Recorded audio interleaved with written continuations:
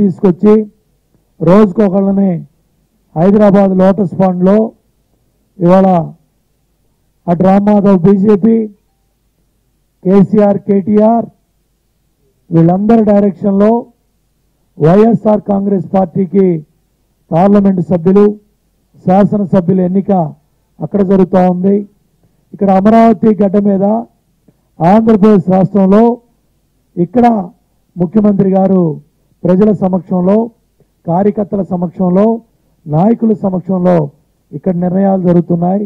అక్కడ మరి పక్క రాష్ట్రంలో కేసీఆర్ మోచేతి నీళ్లు తాగుతూ కేసీఆర్ ఇచ్చిన 1000 కోట్ల కక్కుర్తిపడి మా రాష్ట్ర హక్కుల్ని, మా రాష్ట్ర ప్రయోజనాల్ని, పోలవరం మీద కేసులేసిన కేసీఆర్ కుటుంబంతో చేతులు కలిపిన జగన్మోహన్ రెడ్డి చరిత్రలో రాయలసీమ ద్రోహిగా, ఆంధ్రప్రదేశ్ రైతుల ద్రోహిగా చరిత్రలో నిలబడతాడు.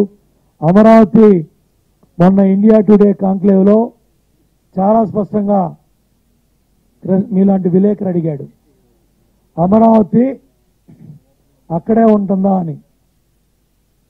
ఎస్, అక్కడే ఉంటుందనే మాట అనకుండా సమాధానం దాటేసి మా మీద ఆరోపణలు చేశాడు. దీన్ని బట్టి అమరావతి మీద ఏ వైఖరితో జగన్మోహన్ రెడ్డి ఉన్నాడు, పోలవరం ప్రాజెక్టు పట్ల ఏ వైఖరితో ఉన్నాడు, ఇవాళ వైఎస్ఆర్ కాంగ్రెస్ పార్టీ నాయకులంతా కూడా సిగ్గుపడాలి.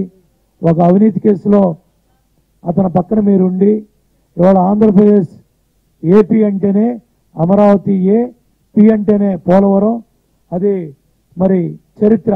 ఇది ఎవరు కూడా మీరు నేను పెట్టింది కాదు. Andhra Pradesh AP, ఏపీలోనే A for Amaravati ఉంది, పి ఫర్ పోలవరం ఉంది.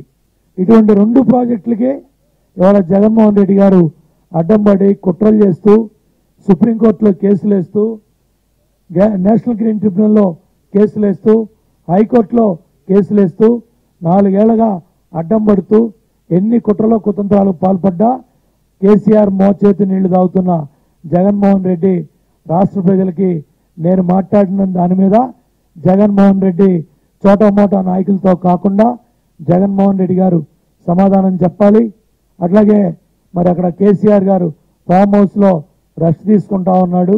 మరి కనీసం ఒక బాధ్యత గల ముఖ్యమంత్రి జరుగుతూ ఉన్న దుర్మార్గాల మీద మరి రాష్ట్ర ప్రజలందరికీ, దేశ ప్రజలందరికీ ఢిల్లీ కుట్ర, ఇటు హైదరాబాద్ కుట్ర, తెలంగాణ కుట్ర, ప్రభుత్వం కుట్ర ఇవన్నీ కూడా చెప్పినప్పటికీ కూడా ఇవాళ కేసీఆర్ నోరు తెరవలేదంటే ఈ వాస్తవాలన్నీ కూడా ఒప్పుకున్నట్టే.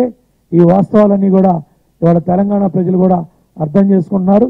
దీనికి మూల్యం తెలంగాణ టీఆర్ఎస్ పార్టీ మూల్యం చెల్లిస్తుంది. జగన్మోహన్ రెడ్డి పార్టీకి డిపాజిట్లు కూడా దక్కవు. ఇవాళ ఇంత దుర్మార్గమైన కార్యక్రమానికి వైఎస్ఆర్ కాంగ్రెస్ పార్టీ పాల్పడింది. ప్రజలు ప్రతిపక్ష నాయకుడు హోదా ఇస్తే, ప్రతిపక్ష పార్టీ హోదా ఇస్తే శాసనసభకు రాకుండా మార్నింగ్ వాకు, ఈవినింగ్ వాకు, కోడికత్తి డ్రామాలు, మళ్ళీ ఇవాళ డేటా చోరీ డ్రామాలు, ఇవాళ ఓట్లు తీసే కార్యక్రమంలో ఇవాళ ప్రజల ఆగ్రహానికి గురైన వైఎస్ఆర్ కాంగ్రెస్ పార్టీకి డిపాజిట్లు కూడా దక్కవు, ప్రతిపక్ష హోదా కూడా దక్కదు. ఇది జరగబోతా ఉంది బ్రహ్మాండంగా.